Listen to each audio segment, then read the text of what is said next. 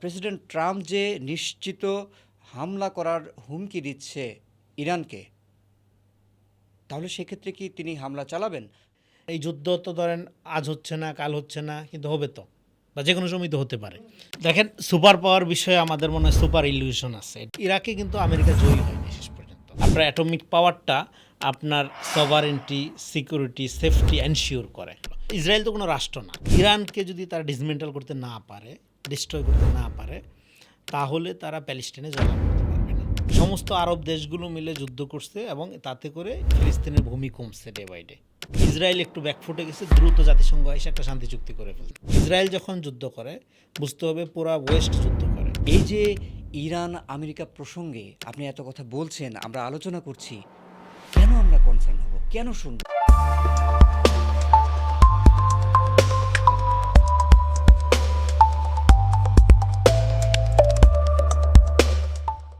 America তো super power, তার পক্ষে কি হামলা করে ইরানকে ধ্বংস করা সম্ভব? দেখেন, সুপার পাওয়ার বিষয়ে আমাদের মনে হয় সুপার ইলিউশন আছে, এটা একটু বাদ দেওয়া উচিত। পৃথিবীতে সুপার পাওয়ারের এই কনসেপ্টটা এখন আর মনে হয় চলে না। ধরেন আমেরিকার কথাই যদি বলেন আপনি, এই সুপার পাওয়ার কিন্তু সাম্প্রতিক সময়ে আপনার দেখা গেছে আফগানিস্তান থেকে এক করতে পরাজিত হয়ে এখান থেকে তাকে বিদায় নিতে হয়েছে। এর আগে আপনি ভিয়েতনাম যুদ্ধের কথা আমরা জানি, হ্যাঁ, এবং ইরাকের যুদ্ধের কথাও যদি আমরা বলি, সেখানে কি আমেরিকা আসলে জয়ী হয়েছে? সে অনেক ধ্বংসাত্মক কর্মকাণ্ড ঘটাইছে এবং প্রচুর লোকের প্রাণহানি হয়েছে, হ্যাঁ, পুরো দেশই ধ্বংস হয়ে গেছে ধরেন। কিন্তু আমেরিকা সুপার পাওয়ার অর্থে বিজয়ী হয়েছে এটা কিন্তু বলা যাবে না। এই ধরনের আপনার অনুমান যদি আমাদের কারোর মধ্যে থাকে যে আমেরিকা সুপার পাওয়ার এবং ইরান আসলে অনেকদিন যাবত স্ট্রাগল করতেছে নানা অর্থেই, তো ফলে একটা যুদ্ধ যদি এখানে ধরেন লেগে যায়, সেই ক্ষেত্রে ইরান ধ্বংস হয়ে যাবে এবং সুপার পাওয়ার জয়ী হবে। এই ধরনের সরল রৈখিক অনুমানের সুযোগ নাই, কারণ হলো ইরানের চেয়ে অনেক দুর্বল দেশও, হ্যাঁ, দুর্বল দেশ ইন আ সেন্স ধরেন অতটা প্রশিক্ষিত সুসংগঠিত, হ্যাঁ, একটা মিলিটারি বাহিনী নাই, নাই, কিন্তু সেরকম অবস্থায় কিন্তু আপনার ধরেন যে আমেরিকা যে খুব বিজয়ী হতে পেরেছে সেই নজির কিন্তু আপনি দেখাইতে পারবেন না। তো সেখানে তো ধরেন ইরানের একটা খুবই রেজিমেন্টেড একটা ফোর্স আছে এবং যেটা রেভলিউশনারি গার্ড, সেইটা কিন্তু একটা খুবই সুশৃঙ্খল সুসজ্জিত একটা বাহিনী। ইরানে আমেরিকা হামলা চালাবে কি চালাবে না, আমরা ধরে নিই হাইপোথেটিক্যালি একটা হামলার ব্যাপার যদি ঘটেই, সেইটা শুধু আর ইরান আমেরিকার বাইলেটারাল ইস্যুর মধ্যে আর থাকবে না। সো এইটা পরবর্তী সময় এটা কোন দিকে গড়াবে, হ্যাঁ, এটার স্কেলটা কোন লেভেলে যাবে, এইটা চিন্তা করার ব্যাপার আছে। সো আমার কাছে মনে হচ্ছে আমি অন্তত নিকট ভবিষ্যতে কোনো রকম কোনো হামলার আশঙ্কা আমি দেখতে পাচ্ছি না। আমেরিকা ইরানের সম্ভাব্য অ্যাটম বোমা ভয় পায়, কিন্তু এই অ্যাটম বোমা বর্তমান পরিস্থিতিতে এর কার্যকারিতা কতটুকু? অ্যাটম বোমা 100% কার্যকরী। অ্যাটম বোমা কার্যকরী এই অর্থে যে এটা যুদ্ধের জন্য কার্যকরী না, যে আপনি অ্যাটাক হলে অ্যাটম বোমা দিয়ে কাউন্টার অ্যাটাক দেবেন, এটার জন্য না। এটা হলো আপনার সিকিউরিটি ওয়েপন আকারে ব্যবহার করা হয়। মানে আফটার দ্বিতীয় বিশ্বযুদ্ধের পরে দুনিয়াতে অ্যাটম বোমার ব্যবহারের যে ব্যবহারিক গুরুত্বটা, সেটা মোটামুটি কমে গেছে। কারণ যে ধ্বংসযজ্ঞ দুনিয়ার মানুষ দেখছে, সেইটার ব্যবহারিক আপনার গ্রহণযোগ্যতা নাই। কেউ, এটা কোনো সুস্থ লোক এটার ব্যবহারিক দিক থেকে এটার গুরুত্বকে আমলে নেওয়ার কথা না। কিন্তু যে দিক থেকে এটার গুরুত্বটা এখনও রয়ে গেছে একই রকম, সেটা হলো আপনার সিকিউরিটি প্রোটেকশন আকারে এটা কাজ করে। এটা অনেক সময় পিস স্ট্র্যাটেজি হিসাবে কাজ করে। আপনার অ্যাটমিক পাওয়ারটা আপনার সভারেন্টি, সিকিউরিটি, সেফটি এনশিওর করে। আর ইরানের নিউক্লিয়ার প্রকল্পটা আর ব্যাপারে ইরানের দিক থেকে ধরেন মোটামুটি 2018 সাল থেকে এক ধরনের কিন্তু রেগুলার তথ্য কিন্তু সে শেয়ার করে। সে কী প্রোগ্রেস করে করে সে তথ্য কিন্তু সে, অন্তত ইউরোপীয় ইউনিয়ন কিন্তু পরিষ্কার, তার রিপোর্টটা। এটা এমন কোনো গোপন এজেন্ডা নিয়ে যে ইরান আগাচ্ছে সেটা কিন্তু অন্তত মনে হয় না। ফলে ইরাকে যেটা ধরেন আমেরিকা পারছিল যে একটা, হ্যাঁ, গোপন মারণাস্ত্র আছে বলে যে ধরেন সে একটা যুদ্ধ চাপিয়ে দিয়েছিল, বেসিক্যালি সাদ্দামকে উৎখাত করা যার উদ্দেশ্য ছিল, ইরানের ক্ষেত্রে এই জিনিসটার সুযোগ নাই। কারণ ইরান অন্তত তার নিউক্লিয়ার প্রজেক্টের ক্ষেত্রে মোটামুটি এখনও পর্যন্ত এক ধরনের ট্রান্সপারেন্সি ইরান রক্ষা করছে এবং এটা চুক্তিও তো আছে যে এই মানে সে সেটা শেয়ার করবে এই তথ্যগুলো। আরেকটি বিষয় লক্ষণীয়, সেটি হচ্ছে যে আমেরিকার অ্যাটম বোমা আছে এবং বিশ্বের অন্যান্য দেশেরও অ্যাটম বোমা আছে, কিন্তু ইরানের অ্যাটম বোমা থাকলে এটা দর্শনীয় হবে কেন? ইরানের হিস্ট্রি বা তার যে ডেভেলপমেন্ট, সিভিলাইজেশনাল ডেভেলপমেন্ট, সেদিক থেকে ইরানকে বলা যায় যে Iran is less than a country, হ্যাঁ, দেন এ কন্টিনেন্ট। এবং আরেকটা বলা হয় যে মোর এ সিভিলাইজেশন দেন এ নেশন। তো এরকম একটা আপনার সিভিলাইজেশনের হাতে একটা নিউক্লিয়ার ওয়েপন যাওয়া মানে হলো মিডল ইস্টে এখনও পর্যন্ত পশ্চিমা দেশগুলোর যেই ধরনের একচ্ছত্র আধিপত্য বলতে হবে, হ্যাঁ, আছে, সেইটা আর ধরে রাখা যাবে না, ধরে রাখার সুযোগ থাকবে না তখন। ফলে ইরানের হাতে নিউক্লিয়ার ওয়েপন যাওয়া মানে হলো পুরা মিডল ইস্টের পলিটিক্সের ডাইনামিক্স তো বটেই, গ্লোবাল পাওয়ার ডাইনামিক্স চেঞ্জ হয়ে যাওয়া। সো এটা ডেফিনেটলি আমেরিকার জন্য, আমেরিকা চাইবে না। ফলে এই কারণে আমেরিকান লজিকের দিক থেকে ইরানের হাতে কোনো নিউক্লিয়ার ওয়েপন থাকা উচিত না। কিন্তু দেন এগেইন কথাটা যেটা হলো, নিউক্লিয়ার ওয়েপন এখানে একটা ডিস্ট্রাকটিভ এলিমেন্ট আকারে কিন্তু বিবেচ্য মানে বিষয় হিসাবে দেখার সুযোগ নাই। এখানে দেখতে হবে একটা সিকিউরিটি কম্পোনেন্ট আকারে, সিকিউরিটি এলিমেন্টস আকারে। সেই সিকিউরিটি এলিমেন্টসের দিক থেকে ইরান নিশ্চয়ই জানে যে তার জন্য এটা কতটা জরুরত এবং এটা তার পক্ষে কতটা risky at the same time. তো রিস্কি কারণ হলো এটা ডেভেলপমেন্টের কোন স্টেজে আপনি আছেন, তারপরে গ্লোবাল সুপার পাওয়ারগুলো সব একসাথে হয়ে আপনার বিরুদ্ধে যদি লাগে। এবং এবং ইরানের জন্য সবচেয়ে এখানে দুঃখজনক ব্যাপার হলো যেটা আরব ওয়ার্ল্ডে তার কোনো ফ্রেন্ড নেই। ফলে ইরানের জন্য এটা ইজ ভেরি রিস্কি অ্যাডভেঞ্চার। কিন্তু বাই হুক অ্যান্ড কুক এইটা যদি একবার হয়ে যায় কোনোভাবে, দেন এটা ডিফারেন্ট সিনারিও। এটাকে আমরা বলতে পারি যে এটা প্যারাডাইম শিফটিংয়ের ঘটনা ঘটবে। ইরান অ্যানাউন্স করলো ধরেন আজ থেকে 2 বছর 3 বছর পরে যে আমার নিউক্লিয়ার ওয়েপন আছে, বাট এইটা ফর সিকিউরিটি পারপাস না, আমি কখনো এটা ব্যবহার করবো না বা কিছু, বাট আমার আছে। তো দেন পুরো পলিটিক্সের এইটার যে কনসিকুয়েন্স, সেটা এখনকার যে আমরা অবস্থা আছে তো অনেক ডিফারেন্ট হবে, অনেক ডিফারেন্ট হবে। ভাই আপনার কাছে একটা প্রশ্ন আমি সরাসরি করতে চাই। সেটা হচ্ছে যে এই যে ইরান আমেরিকা প্রসঙ্গে আপনি এত কথা বলছেন, আমরা আলোচনা করছি, কেন আমরা কনসার্ন হব, কেন শুনবো? এটা ঠিক বলছেন যে এত দূরে আছি আমরা, তাই না? তো আমাদের এটার দিকে আসে যায়। দেখেন এটা আমাদের জন্য খুবই গুরুত্বপূর্ণ, শুধু আমাদের জন্য না, ইরানের বিষয়টা সারা দুনিয়ার জন্য গুরুত্বপূর্ণ। একজন বিখ্যাত ফিলোসফার আছে জেসান রেজা জর্জানি, তার একটা বই আছে ইরানিয়ান লেভিয়াথান। দেখেন প্রাচীন সভ্যতা যেটা, সভ্যতার সূতির আগার হইল এই রিজিয়নটা, হ্যাঁ। সো এই সিভিলাইজেশন কীভাবে ইভলভ হয়ে আজকের দিন পর্যন্ত আসলো এবং আজকে তথাকথিত এই যে গ্লোবাল সুপার পাওয়ার, তার সাথে তার যে টেনশন, এইটা ডেফিনেটলি আপনাকে ইফেক্ট করবে, এটা গ্লোবাল ফেনোমেনা আকারে হাজির হবে। সো এইটা একটা। আরেকটা হলো যে দেখেন পৃথিবীর যে কোনো রাষ্ট্র অন্য রাষ্ট্রের সাথে কিভাবে তার পিস, কনফ্লিক্ট, হ্যাঁ, এগুলো ডিল করে, শান্তি অবস্থা, যুদ্ধ অবস্থা কীভাবে ডিল করে, এইটা স্টাডি করাটা আপনার নিজের স্ট্রেংথ এবং উইকনেসকে খুঁজে পাওয়ার জন্য খুবই জরুরি। তো সেদিক থেকে ইরান আমাদের জন্য খুবই রেলিভেন্ট। আমি যদি আমাদের ধর্মীয় সিমিলারিটির কথা বাদও রাখি, স্ট্র্যাটেজিক্যাল পয়েন্টেও অনেক বেশি ইম্পর্টেন্ট। আর রিলিজিয়াস দিক থেকে চিন্তা করলে তো আরও আসেই। অত্যন্ত চমৎকার বলেছেন। দর্শক, আপনারা দেখছেন ইরান রেডিওর মুখোমুখি অনুষ্ঠান। আজকে পুরোটা অনুষ্ঠান জুড়ে আমাদের সাথে থাকবেন বিশিষ্ট লেখক, সাংবাদিক এবং জবান সম্পাদক জনাব রেজাউল করিম রনি ভাই। রনি ভাই, আমরা সরাসরি মূল প্রশ্নে চলে যাব। ভাই, মধ্যপ্রাচ্য নিয়ে আলোচনা করতে গেলে ইরান আমেরিকা, ইরান ইসরায়েলের যে উত্তেজনা পরিস্থিতি, সেই প্রসঙ্গ চলেই আসে। কিন্তু প্রশ্ন হচ্ছে যে ইরানের সাথে আমেরিকার চলমান যে শত্রুতা, সেটি কত আগে শুরু হয়েছিল এবং এই শত্রুতার আগে ইরান এবং আমেরিকার সম্পর্ক কেমন ছিল? ইরানের সাথে আমেরিকার এক অর্থে শত্রুতাটা হলো 1979 থেকে, পার্টিকুলারলি ইরানিয়ান রেভলিউশনের সময় থেকে। কারণ ইরানিয়ান রেভলিউশনটাকে আমাদের এখানে আরও গুরুত্ব দিয়ে স্টাডি করা দরকার, এটার মধ্যে অনেক ইনসাইট আছে। আফটার খেলাফা এক অর্থে যখন ইসলামের কামব্যাক করার কোনো পসিবিলিটি আর দেখা যাচ্ছিল না, তখন ইরানিয়ান রেভলিউশনটা কিন্তু প্রথম মুসলিম কমিউনিটির মধ্যে এমন একটা হোপ তৈরি করছে যে না, এক ধরনের ইসলামিজম, আমি বলতেছি না সেটা ইসলামী শাসন, ইসলাম তো একটা ফাউন্ডেশনাল রিলিজিয়ন হিসাবে তার অনেক ধরনের ইন্টারপ্রিটেশন আছে দুনিয়াতে। সো ইরান তার সভ্যতা, তার জিওগ্রাফি, তার স্ট্র্যাটেজিক্যাল পজিশন এবং তার সাথে ইসলামের সংযোগ ঘটাইয়া সে এইখানে যে ঘটনাটা ঘটাইলো, যে গুরুত্বপূর্ণ ঘটনাটা 1979-এ ঘটলো, সেইটার আপনার কনসিকুয়েন্সটা যদি আমরা চিন্তা করি, এটা হিস্ট্রিতে খুবই গুরুত্বপূর্ণ কনসিকুয়েন্স। খেলাফতের পতনের পর এটা প্রথম নোশন, প্রথম একটা ইভেন্ট, যে ইভেন্ট সারা দুনিয়াকে নাড়াইয়ে দিল যে green revolution, Islam is becoming, Islam আবার আসলো এবং ডেফিনেটলি একটা হোপ পুরা কমিউনিটির মধ্যে তৈরি হলো।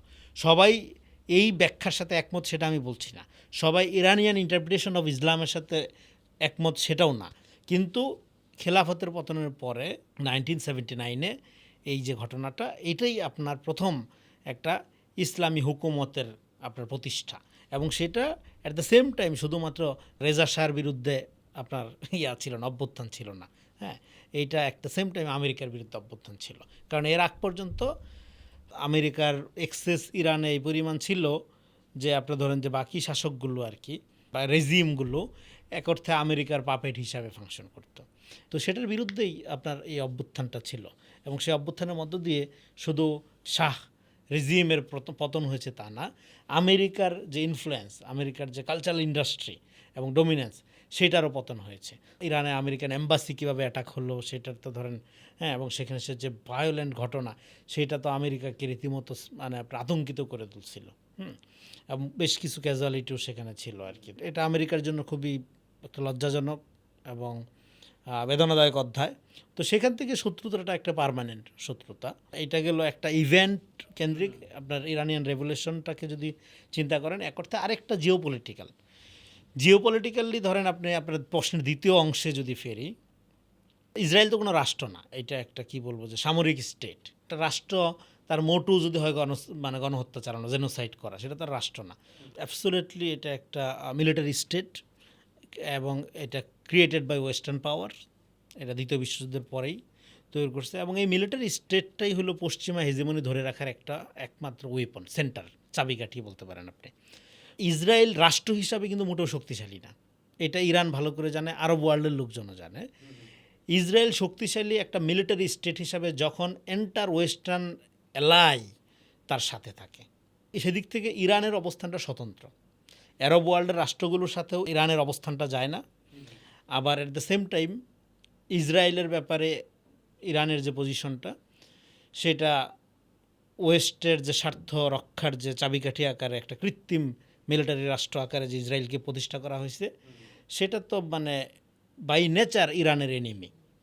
মানে ওয়েস্টের স্বার্থ রক্ষার একটা স্যাটেলাইট স্টেট হিসাবে ইসরায়েল সেদিক থেকে যেমন সরাসরি ইরানের এনিমি, অন্যদিক থেকে আরব ওয়ার্ল্ডগুলোর যে ধরেন দৃষ্টিভঙ্গি অ্যাবাউট ওয়েস্টার্ন এলাই, ওয়েস্টার্ন পাওয়ার, ইভেন প্যালেস্টাইন, সেইটার সাথেও ইরানের পজিশনের ভিন্নতা আছে।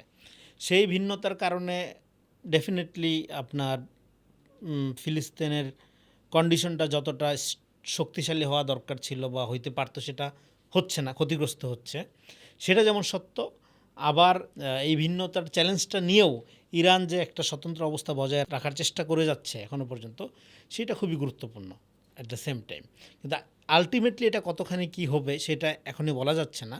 কিন্তু এখানে দুইটা পয়েন্ট গুরুত্বপূর্ণ। একটা হলো আপনার সমস্ত আরব ওয়ার্ল্ডগুলোর যে দৃষ্টিভঙ্গি, হ্যাঁ, ইসরায়েলের ব্যাপারে, আর ইরানের যে দৃষ্টিভঙ্গি, সেটার মধ্যে একটা পার্থক্য আছে, এবং এই পার্থক্যটার মধ্য দিয়ে যেই ধরনের পলিটিক্যাল ডাইনামিক্স এখানে তৈরি হয়, সেইটার ক্ষেত্রে আপনি দেখবেন যে ওয়েস্টার্ন এলাই, আমেরিকা এবং ইউরোপ এলাইয়ের ট্রিটমেন্টের মধ্যে ভিন্নতা। তারা অন্য আরব ওয়ার্ল্ডের দেশগুলোকে যেভাবে দেখে, ইরানকে তারা সেভাবে দেখে না ইসরায়েল ইস্যুতে। ইসরায়েল ইস্যুতে আমেরিকান জায়নিস্ট থিঙ্ক ট্যাঙ্কের একটা বড় অংশ মনে করে প্যালেস্টাইনে গণহত্যা এইটা দিন দিন ইসরায়েলের স্টেক নামাচ্ছে। কথা সত্য, ইসরায়েল কোনোদিন এই যুদ্ধে জিতবে না। এত লক্ষ লক্ষ শিশুদের প্রাণের বিনিময়ে, হ্যাঁ, একটা যুদ্ধে জেতা সম্ভব না, অসম্ভব এটা। হ্যাঁ, তো এইটা একদিক থেকে যেমন তার স্টেক নামাচ্ছে, অন্যদিকে ইরানের স্টেক বাড়তেছে সেটা আমি বলবো না, কিন্তু ইরান তার অবস্থান স্ট্যাডি, অবস্থানটা সে ধরে রাখতে পারছে। এটাই এক অর্থে তার ধরনের সফলতা। কারণ এন্টার আরব ওয়ার্ল্ডগুলো তো তাকে সহযোগিতা, ওয়ার্ল্ডের রাষ্ট্রগুলো তাকে তো সহযোগিতা করছে না, বা তাদের মধ্যে ওই অর্থে একটা কোঅপারেটিভ সম্পর্ক ডেভেলপ হয়নি। তো সেদিক থেকে এখানে ধরেন চ্যালেঞ্জটা কিন্তু খুবই গুরুত্বপূর্ণ, এবং চ্যালেঞ্জটা হিউজ চ্যালেঞ্জ এক অর্থে। তো সেদিক থেকে আপনার এই ইসরায়েলের ব্যাপারে জায়নিস্ট ইন্টেলেকচুয়ালদের যে একটা অভিমত, যে তাহলে এখানে আলটিমেটলি যদি জিততে হয় তাহলে ইরানে অ্যাটাক করতে হবে, এই কথায় কথায় গাজায় অ্যাটাক করে নিরীহ মানুষ মারার মধ্যে কোনো বীরত্ব নেই। এটা তারা যতই মিথ্যা প্রপাগান্ডা করুক, হ্যাঁ, হামাসের সন্ত্রাসী সংগঠন নির্মূল করার জন্য তারা অভিযান চালাচ্ছে, এগুলো তো মানুষ জানে। এগুলো এখন ওপেন সিক্রেট ব্যাপার যে এটা কী ধরনের নারকীয় হত্যাযজ্ঞ চালাচ্ছে। ইভেন গাজার এই শিশুদের এই নির্বিকারভাবে হত্যা করার পরে এই পৃথিবীর কোনো ভবিষ্যৎ আছে বলে আমার মনে হয় না, কোনো সুস্থ লোকের মনে করার কোনো কারণ নেই। সেই ইন্টেলেকচুয়ালদের এক অর্থে তাদের পজিশন আমি মনে করি রাইট, যে ইরানকে যদি তারা ডিসমেন্টাল করতে না পারে, ডিস্ট্রয় করতে না পারে, তাহলে তারা প্যালেস্টাইনে জয়লাভ করতে পারবে না। সো সেদিক থেকে ইরানই একমাত্র, তারা পারফেক্টলি মনে করে যে ইরান তাদের জন্য একটা বড় বাধা। ভাই, আপনি ইরান বিপ্লবের কথা বললেন, এটি কিন্তু বর্তমান প্রজন্ম ভালোভাবে জানে না। যদি এটি আপনি খুব স্পষ্ট করে আরেকবার বলতেন, এবং আরেকটি বিষয় সেটি হচ্ছে যে মার্কিন দূতাবাস দখলের একটি বিষয় বলে গিয়েছেন, এটিও যদি আপনি আরেকটু আমাদের জানার স্বার্থে বলতেন। ইরান বিপ্লব নিয়ে তাহলে আলাদা একটা এপিসোডই করতে হবে, তারপরেও মানে এত আলাপ এখানে আছে। কারণ ইরান বিপ্লব আমি বললাম এটা মানে মানে খেলাফতের পতনের সবচেয়ে বড় গ্লোরিয়াস ঘটনা এন্টার মুসলিম কমিউনিটির জন্য। ইরান বিপ্লবটা দেখেন, এটা আসলে এইটার স্পার্কটা শুরু হয়েছিল মূলত 60 দশক 70 দশক থেকেই। হ্যাঁ, এখানে বামপন্থী ডানপন্থী সবাই, যেহেতু এটা রেজা শাহর একটা স্বৈরাচারী শাসন ছিল, পশ্চিমাদের মদতে সে এখানে একটা দখলদারি শাসন কায়েম করেছিল, যেটা ইরানের যে প্রাচীন মূল্যবোধ এবং তার যে সিভিলাইজেশনাল প্রাইড, সেটাকে সে মোটামুটি ধ্বংস করে দিয়ে একটা পশ্চিমা কাঠামোর পাপেট শাসক আকারে সে আপনার পুরা জনগোষ্ঠীকে শাসন করতেছিল। তো সেটা 70 দশক থেকে এখানে ধরেন ইরানিয়ান এই রেভলিউশনটাকে নানা দিক থেকে স্টাডি করা যায়। এখানে বামপন্থীদের একটা অংশ, এবং পরবর্তী সময়ে এখানে ইসলামী স্কলার মুল্লা সদর এবং আলী শরীয়তি, মহান ফিলোসোফার আয়াতুল্লাহ খোমেনি, উনি তখন ফ্রান্সে ছিলেন, এবং এই আলী শরীয়তি এবং এই পুরো ইন্টেলেকচুয়াল গ্রুপটা ওনারা কিন্তু ফ্রান্সে ছিলেন। আলী শরীয়তি সরাসরি জাপল ছাত্র, তার আন্ডারে পিএইচডি করেছিলেন। সো আলী শরীয়তির বিখ্যাত বই আছে ম্যান, মার্কসিজম অ্যান্ড ইসলাম। তো এবং তার আরও অন্যান্য লেখা আছে, মুল্লা সদর, এবং অনেক বড় বড় ফিলোসোফাররা বেসিক্যালি এই দেখেন একটা অভ্যুত্থানের জন্য তার লিটারেচার, তার ইন্টেলেকচুয়াল ডিসকোর্স, এগুলো আপনার এত গুরুত্বপূর্ণ ভূমিকা পালন করে যে সেটা শুধু আমরা বামপন্থী স্ট্রাকচার যারা স্টাডি করি, সুপার স্ট্রাকচার, বেসিক স্ট্রাকচার, বিপ্লব শ্রেণী, তারা মোটামুটি জানে। কিন্তু ইরানে এটা কিভাবে ঘটছে, মানে ধরেন প্রাচীন সভ্যতা ইরান, তার ন্যাশনাল মুক্তির প্রশ্ন এবং তার সাথে ইসলামী মূল্যবোধদের একটা ব্ল্যান্ড ঘটানো, এই যে ফিলোসফিক্যাল একটা কি বলবো যে নব উত্থান, এইটা সারা দুনিয়ার লোকজনের জন্য স্টাডির একটা বিষয়। এবং ওই সময় বিখ্যাত ফিলোসফার মিশেল ফুকো ফ্রান্স থেকে ওইরা আপনার চলে গেছেন তেহরানে। ফুকো এখান থেকে যে লেখাগুলো আপনার বিভিন্ন পত্রিকায়, ফরাসি পত্রিকায়, ইতালীয় পত্রিকার জন্য লিখতেছিল, সেগুলো আলাদা সংকলন করে পরে ইংরেজি অনুবাদে বইও বের হয়েছে। তো সেগুলো আমি কিছু কিছু আমার পড়ার সুযোগ হয়েছে। ফুকো নিজে এই বিপ্লবটাকে বোঝার চেষ্টা করতেছিল, বলতেছিল পশ্চিমারা এটা বুঝতেছে না, কারণ পশ্চিমাদের কাছে বিপ্লবের ধারণা একটা হলো আমেরিকান রেভলিউশন, ডেমোক্রেটিক ইয়া, আর বামপন্থী বিপ্লব।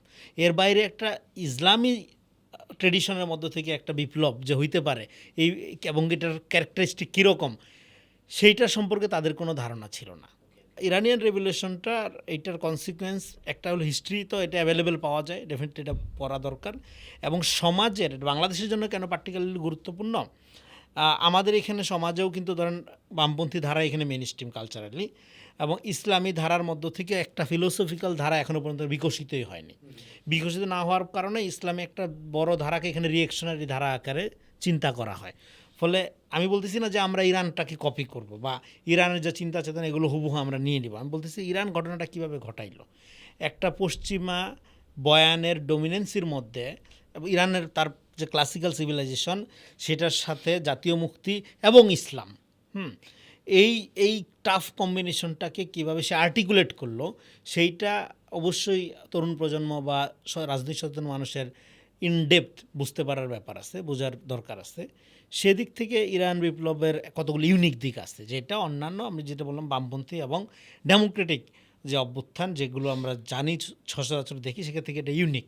ইভেন এটা ওয়েস্টার্ন এক্সপিরিয়েন্সের মধ্যে এটা নতুন। তো সেদিক থেকে এইটা ইরান বিপ্লব নিয়ে আরও লম্বা আলোচনা করতে হবে। তো গুরুত্বপূর্ণ যেটা হলো যে তিনটে কম্পোনেন্ট এখানে আমরা যদি মাথায় রাখি, এক হইল একটা প্রাচীন সভ্যতা আকারে ইরানিয়ান লেভিয়াথান, পৃথিবীর সিভিলাইজেশনের এই মেসোপটেমিয়া সভ্যতা যেটা বলি, যেটা শুরু, সেটা তারা কীভাবে স্টিল টুডে আজকে পর্যন্ত তারা কীভাবে সেটা সংরক্ষণ করছে, তারপরে সেখান থেকে তারা একটা জাতীয় মুক্তির জায়গা থেকে কীভাবে আসলো, হ্যাঁ, 1979-এ ইরানিয়ান বিপ্লবের মধ্য দিয়ে, এবং ইসলামের সাথে পরবর্তী সময়ে যে ঐক্যটা, ইসলামের সাথে তাদের যে এই আর্টিকুলেশনটা, এটা কীভাবে ঘটলো, হ্যাঁ, এটা বুঝতে পারার দরকার ছিল। এই বিপ্লব কিন্তু আর্লি স্টেজে বামপন্থীরা গুরুত্বপূর্ণ ভূমিকা পালন করছে, লিডিংয়ে বামপন্থীরাই ছিল।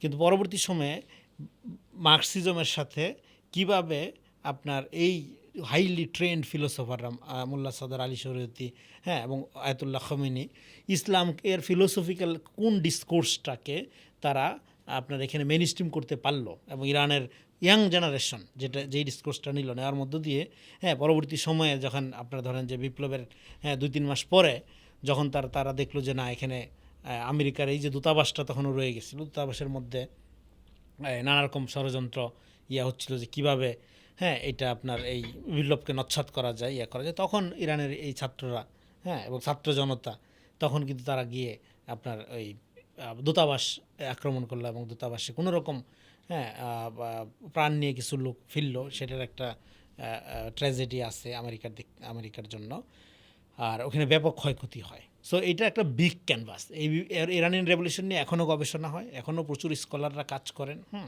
এটা নিয়ে প্রচুর ডাটা, ডকুমেন্টারি, মুভি, বই টই আছে, হ্যাঁ, তো আমিও টুকটাক পড়াশোনার চেষ্টা করি, হ্যাঁ, যা পাই। সো এটা অবশ্যই আপনার ধরেন নানা অ্যাঙ্গেল থেকে জানবার বুঝবার ব্যাপার আছে। 2003 সালে আমেরিকা সামরিক আগ্রাসনের মাধ্যমে ইরাক দখল করে নেয়। এরপর থেকে গত 22 বছর ধরে আমেরিকা বিভিন্ন সময়ে ইরানে হামলা চালাবে বলে হুমকি দিয়ে আসছিল। প্রশ্ন হচ্ছে, ইরাকের ক্ষেত্রে এই হুমকি বাস্তবায়িত হলেও ইরানের ক্ষেত্রে কেন সম্ভব হচ্ছে না? এটা খুব ইন্টারেস্টিং একটা প্রশ্ন আপনি করলেন। ইরাকে এই হামলাটা চালানোর আগে আমার মনে হয় যে যারা ওই সময়টা মনোযোগ দিয়ে ফলো করছিল তাদের হয়তো মনে থাকবে, তথাকথিত মেইনস্ট্রিম মিডিয়াতে কিন্তু এই যুদ্ধের পক্ষে মতামত তৈরি করা হয়েছিল, এবং একটা ছবি টাইম ম্যাগাজিনের, একটা বাচ্চা ছেলে তার এক ছোট ভাই আরও শিশুকে কোলে নিয়ে মরুভূমি পার হচ্ছিল। এই দৃশ্যটা দেখা হৃদয় বিদারক, কিন্তু একটা দরকারি যুদ্ধ। পরে দেখা গেলো যে ইরানে কোনো মরণাস্ত্র, এরকম প্রাণঘাতী মরণাস্ত্র বা নিউক্লিয়ার ওয়েপেন টাইপের যেগুলোর দাবি করছিল ওয়েস্টার্ন মিডিয়া এবং আমেরিকা, যে অজুহাতে তারা এটা করছে, পরে পুরাটাই ভুয়া প্রমাণিত হয়েছে। তো এবং বেসিক্যালি তখন যেটা হচ্ছিল যে এটা তেলের জন্য, সম্পত্তি লুটপাটের জন্য যে যুদ্ধটা, সেটা পাবলিকের কাছে একদম পরিষ্কার হয়ে যায়। এটা আমেরিকার দিক থেকে তো ঠিক আছে, এটা একটা সে মিথ্যা অজুহাত তুলে অ্যাটাক করলে দেখেন, তো সেখানে সাদ্দাম হোসেনের স্ট্র্যাটেজি ওয়াজ রং। সাদ্দাম তো এর আগেও ভুল করছিল, হ্যাঁ, সে আমেরিকার প্ররোচনায় আপনার কুয়েত অ্যাটাক করলো, তারপর ইরান যুদ্ধ হয়েছে একবার। সো সাদ্দাম হোসেনের স্ট্র্যাটেজিক রঙের লম্বা আলোচনা করা যাবে, কিন্তু পার্টিকুলারলি আপনার প্রশ্ন যদি দেখি যে ইরাকে কিন্তু আমেরিকা জয়ী হয়নি শেষ পর্যন্ত, কারণ সে যেই লজিকে যুদ্ধটা শুরু করলো, যেটাকে সামরিক আগ্রাসন বলছেন, সেই সামরিক আগ্রাসনটা যেই লজিকে শুরু, এটা ফলস ছিল, মিথ্যা ছিল, এবং জনযুদ্ধে কখনো কোনো টেরিটরিতে জনগণকে হত্যা করে, নিরীহ মানুষকে, হ্যাঁ, নিরীহ মানুষের উপর গণহত্যা চালিয়ে যুদ্ধে জেতা যায় না, হ্যাঁ, সেটাকে বিজয় বলে না। আমেরিকা যেই উদ্দেশ্যে বা যেইভাবে, হ্যাঁ, এই যুদ্ধটা পরিচালনা করেছিল, তার সে উদ্দেশ্য লম্বা সময় যুদ্ধ চালিয়েও কিন্তু পূরণ করতে পারেনি, ফলে এটা আমেরিকার জন্য একটা লস প্রজেক্ট হয়েছে, তার যদি আপনি সামরিক ব্যয়টার হিসাব দেখেন। ইরাকে আরেকটা যেটা ছিল যে ইরাকের সাদ্দাম হোসেনের শাসনের ব্যাপারে, হ্যাঁ, যেই ধরনের আপনার বিভাজন ছিল, এবং ইরানে যেরকম একটা প্রশিক্ষিত রেভলিউশনারি গার্ড এবং একটা বিপ্লবী সরকার, ইরাকের অবস্থাটা এরকম ছিল না, এটা আলাদা ছিল। এবং ইরানের মিলিটারি ক্যাপাসিটি এবং ইরাকের মিলিটারি ক্যাপাসিটি একরকম না। তো সব মিলিয়ে আপনার ইরাকের বাস্তবতা আর ইরানের বাস্তবতা মানে নানা দিক থেকেই খুব ভালো রকমই পৃথক, এটা একসাথে তুলনাই করা যাবে না। আর স্ট্র্যাটেজিক্যালি ইরান যে গুরুত্বটা বহন করে মিডল ইস্টে, যেটা আমরা একটু আগে আলোচনা করলাম, ইরাক ওই অর্থে এরকম কোনো গুরুত্ব বহন করে না। ইরাকের গুরুত্বটা 8-10টা আরব ওয়ার্ল্ডের দেশের মতোই, লাইক মিশর, লাইক সৌদি আরব বা আশেপাশের দেশগুলোর মতোই, কিন্তু এখানে ইরানের গুরুত্বটা আলাদা, বিকজ ইরান নিজেকে মনে করে সে একটা সিভিলাইজেশন। এই রিজনে দেখেন অনেকগুলো জায়গায় সে কিন্তু যে কনফ্লিক্টগুলো আছে সেই কনফ্লিক্টগুলোতে সে কিন্তু সরাসরি ফ্যাসিলিটেট করে তার এত দুর্বল অর্থনৈতিক অবস্থা এগুলোর মধ্যেও, যেটাকে ওয়েস্টার্নরা বলে যে ইরান প্রক্সি যুদ্ধ চালায়। ইরান কিন্তু এরকম সুপার একটা ইকোনমি না যে ধরেন এত এত গ্রুপকে ফ্যাসিলিটেট করা তার পক্ষে খুব ডিফিকাল্ট, কিন্তু তারপরেও সে চালায়। কারণ হলো এটা শুধু একটা রাষ্ট্র আকারে ইরান নিজেকে চিন্তা করে না, সে একটা সিভিলাইজেশনাল আকারে নিজেকে চিন্তা করে এবং সে মনে করে এই রিজিয়ন বটেই সে গ্লোবালি পাওয়ার একটা সে নিজে একটা হাব। ভাই, আপনি ইরানের সামরিক শক্তির প্রতি ইঙ্গিত দিয়েছেন, এই বিষয়টি যদি আরেকটু ক্লিয়ার করে বলেন যে ইরানের ক্ষেপণাস্ত্র শক্তি, ইরানের ড্রোন শক্তি এবং ইরানের বিমান প্রতিরক্ষা ব্যবস্থা সম্পর্কে যদি আপনি আরেকটু ক্লিয়ার করেন আমাদের জন্য। ইরানের এক ধরনের সামরিক সক্ষমতার প্রমাণ তো পাওয়া গেছে এর মধ্যে, যেমন ধরেন সে তেল আবিবে সরাসরি হামলা চালিয়েছে এবং যে হ্যাঁ ইরানের দুর্বলতাও আছে, যেমন ধরেন আপনার কাসিম সুলেমানের মতো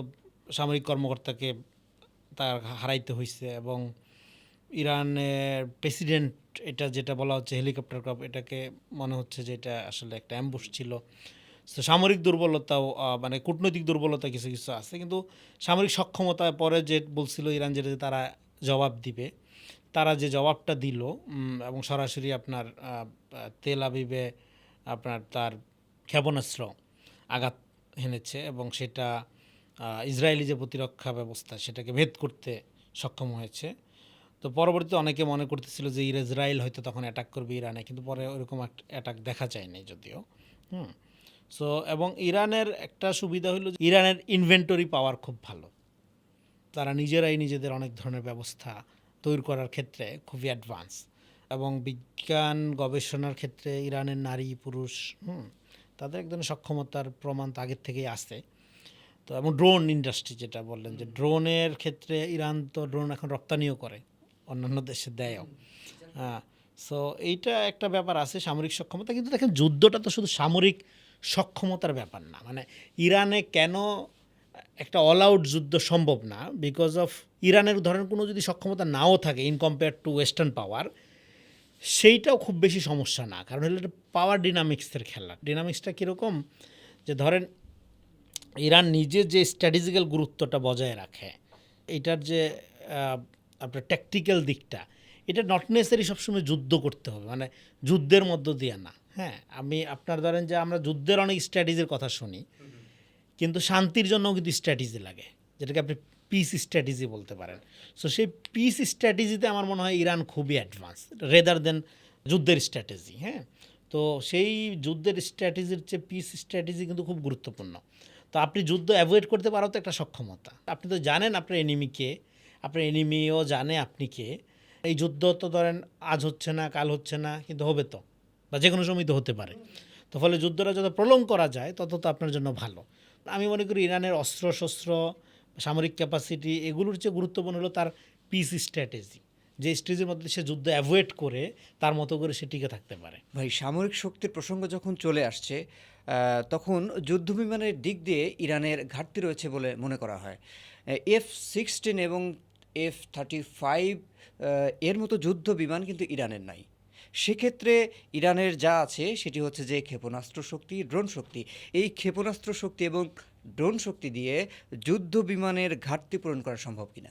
স্ট্র্যাটেজির দিক থেকে ঘাটতি তো ধরেন আসলে ওইভাবে পূরণ করা সম্ভব না। আপনার যুদ্ধ বিমানের ঘাটতি, কিন্তু আপনার যুদ্ধ বিমান না থাকলেই আপনি একদমই যুদ্ধের মাঠে বা এই আপনি যেটাকে বলতেছেন পিস স্ট্র্যাটেজি বা যুদ্ধের স্ট্র্যাটেজি, ওয়ার স্ট্র্যাটেজিতে আপনি একদম পিছিয়ে থাকবেন, ব্যাপারটা এরকম না।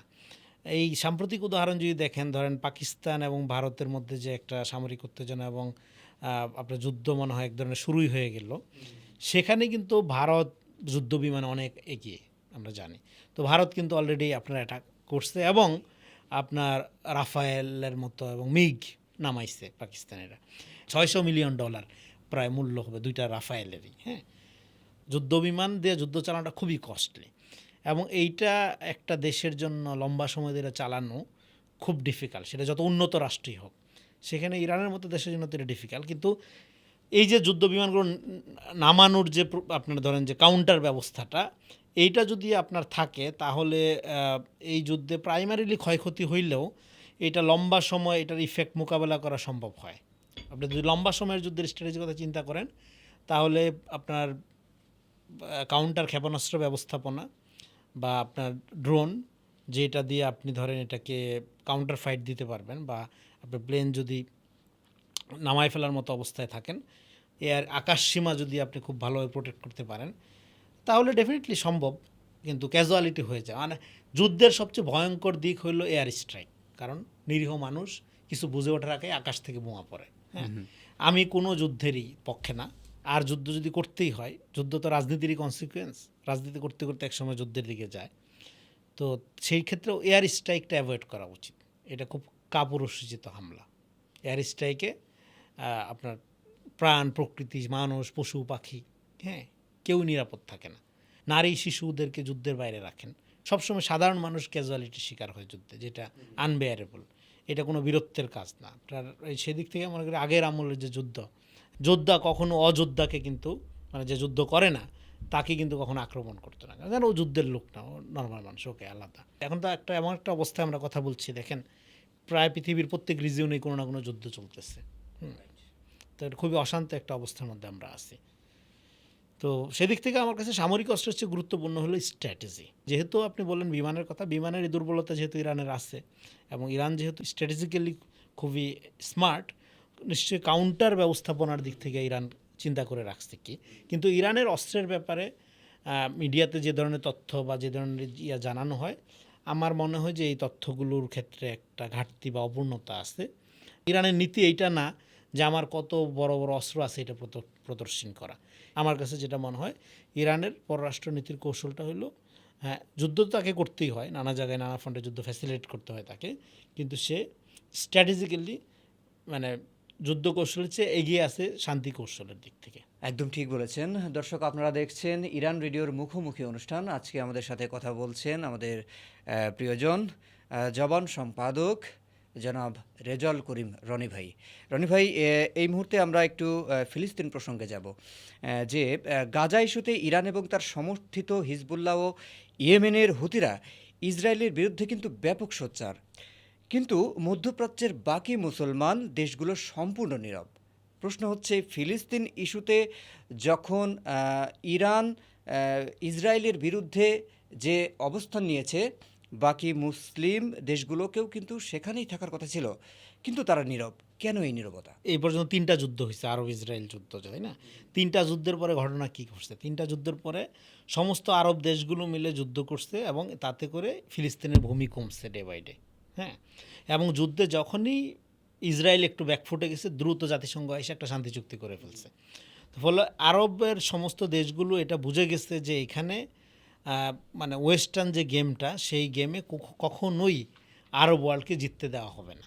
ফলে এই কারণে আরব ওয়ার্ল্ড, অন্যান্য দেশগুলো যেটা, তারা ফিলিস্তিনের ব্যাপারে এক ধরনের, কি বলবো, যে এটা নীরবে গণহত্যা সয়ে যাওয়ার নীতি গ্রহণ করেছে, যেটা খুবই দুঃখজনক।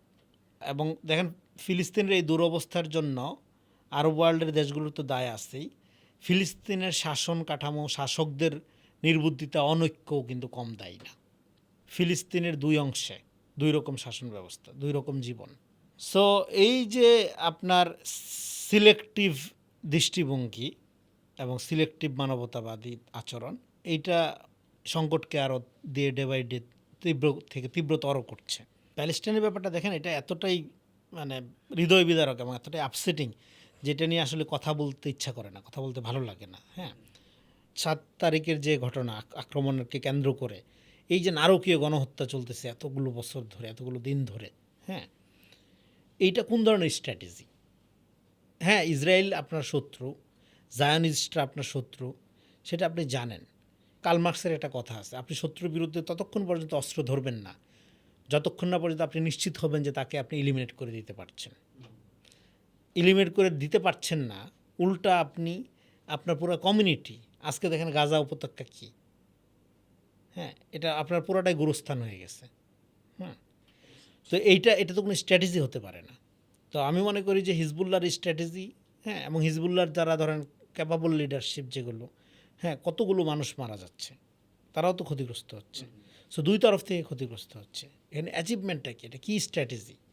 ইরান একটা স্ট্রং ভয়েস তারা রেজ করছে, কিন্তু এটা তো ধরেন এই প্রক্সি ওয়্যারের কোনো ফিউচার নাই, এবং এই প্রক্সি ওয়্যারটা যদি এভাবে গড়াইতেই থাকে, এন্ড অফ দ্য ডে এইটার কনসিকুয়েন্স আকারে ডেফিনেটলি ইরানকে যুদ্ধে জড়াইতে হবে।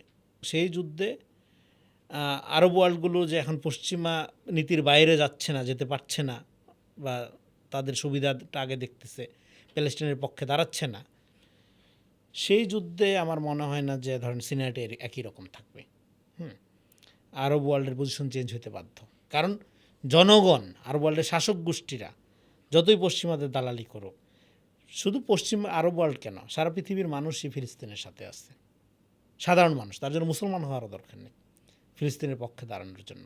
ভাইয়া, এবারে আমরা আসি ইরান এবং মার্কিন আলোচনার প্রসঙ্গে। সেটি হচ্ছে যে 2015 সালে 6 বিশ্বশক্তি যে পরমাণু চুক্তিতে সই করে, কিন্তু 2018 সালে ডোনাল্ড ট্রাম্প, তৎকালীন প্রেসিডেন্ট, আমেরিকাকে সেখান থেকে বের করে নিয়েছেন।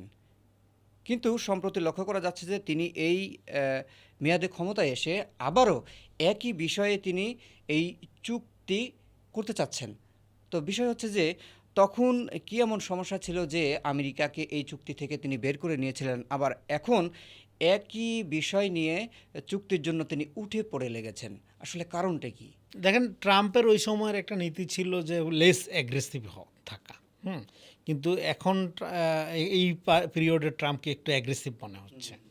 তো অ্যাগ্রেসিভ মনে হচ্ছে, কিন্তু ট্রাম্পের একটা সুবিধা হলো যে সে যুদ্ধ বিগ্রহের ব্যাপারে কম আগ্রহী।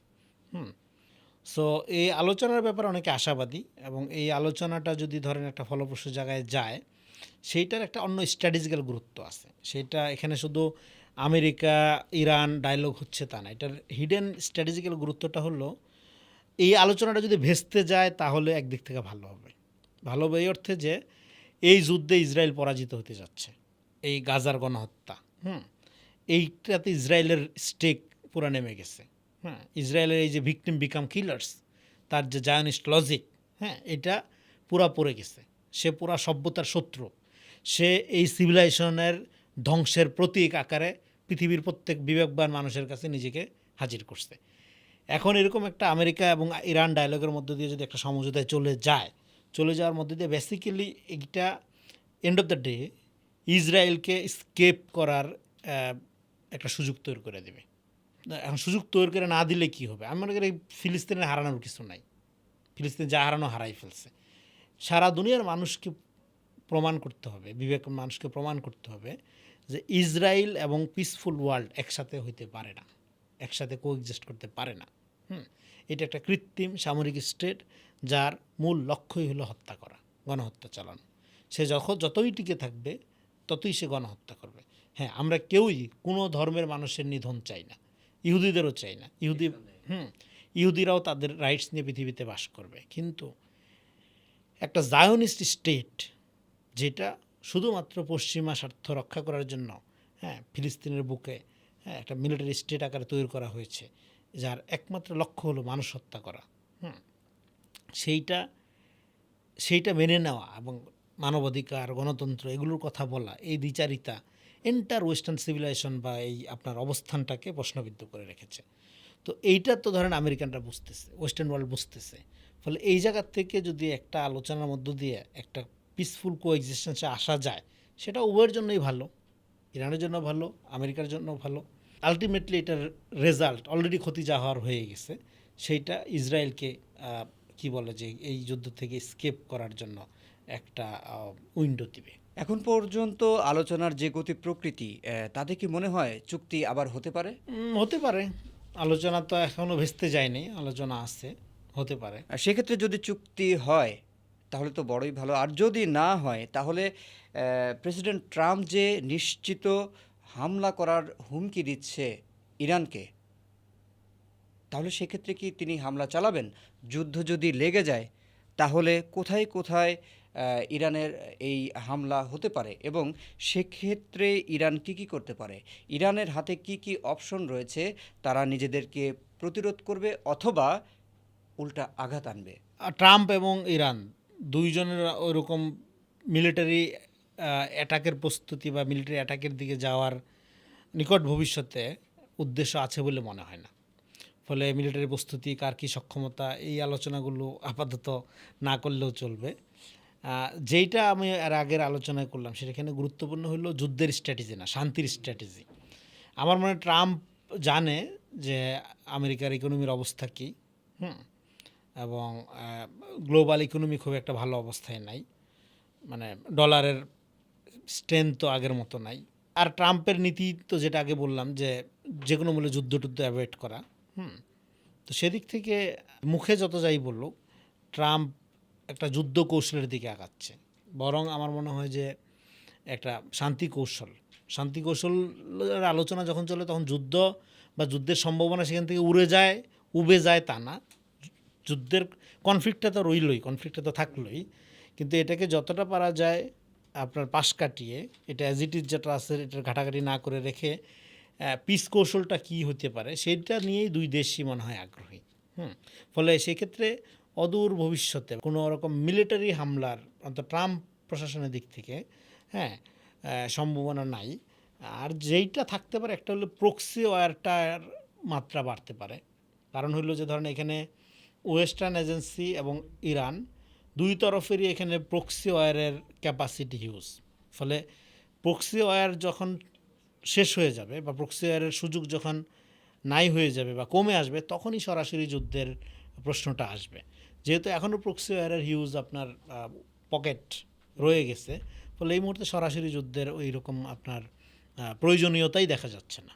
খুবই চমৎকার বলেছেন। আমরাও কোনো যুদ্ধ চাই না, আমরাও সংঘাতপূর্ণ কোনো অবস্থার মধ্যে কোনো দেশ পড়ুক সেটি চাই না, বরং আমরা চাই শান্তি। আজকের অনুষ্ঠানে আপনি এসে খুব চমৎকার আলোচনা করেছেন, এই জন্য আপনাকে অনেক অনেক ধন্যবাদ জানাচ্ছি এবং অনেক ভালো থাকবেন। প্রিয় দর্শক, আপনারা এতক্ষণ দেখছিলেন আপনাদের প্রিয় অনুষ্ঠান ইরান রেডিওর মুখোমুখি। পুরো অনুষ্ঠান জুড়ে আমাদের সাথে ছিলেন বিশিষ্ট সাংবাদিক, কবি, লেখক এবং জবানের সম্পাদক জনাব রেজাউল করিম রনি ভাই। আপনাকে অনেক অনেক ধন্যবাদ জানাচ্ছি আজকের অনুষ্ঠানে চমকপ্রদ আলোচনা করার জন্য। অনেক ধন্যবাদ ইরান রেডিওকে এবং যারা এতক্ষণ আমাদের আলোচনা শুনলেন, সবার প্রতি কৃতজ্ঞতা।